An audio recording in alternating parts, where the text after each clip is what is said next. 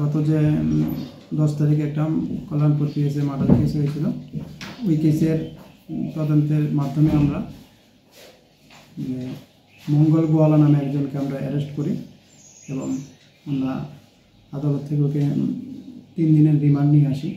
রিমান্ডে আনার পরে আমরা ওই যে যে একটা বাস দিয়ে হিরালাল দেববর্মার উপরে আঘাত করেছিল, ওই বাসটা আজকে আমরা executive magistrate, mobile forensic, independent witness তাদেরকে সঙ্গে নিয়ে কালীকৃষ্ণনগর পাড়ার একটা জলাশয় থেকে আমরা উদ্ধার করি। আমি একাই ছিলেন। অ্যাকচুয়ালি মঙ্গল গোয়ালা অনেকদিন যাবৎ ধরে প্রায় অনেক টাকা ঋণ হয়ে গেছেন, প্রায় 20 লক্ষ টাকা অনেক মার্কেটে জানা আছেন ব্যাংক এবং বিভিন্ন ব্যবসায়ীদের কাছ থেকে, এবং যে হিরালাল দেববর্মার কাছেও অনেক টাকা জানা ছিল।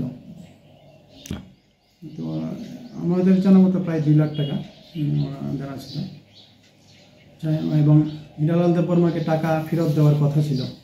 তো ওই এতে নিয়ে যে টাকার যে ঋণ নিয়েছে ওটা নিয়ে ওর প্রেশার ছিল। ওই দিনেই সে মঙ্গল হিরালাল দেববর্মাকে ব্রিজের উপরে বাস দিয়ে পিটিয়ে হত্যা করে। মঙ্গল গোয়ালায় পেশা এবং বিভিন্ন পাড়ায় গিয়ে রাবার স্ক্র্যাপ, রাবারের শিট কিনতাম। ওর বাড়ি কালীকৃষ্ণ পাড়াতে।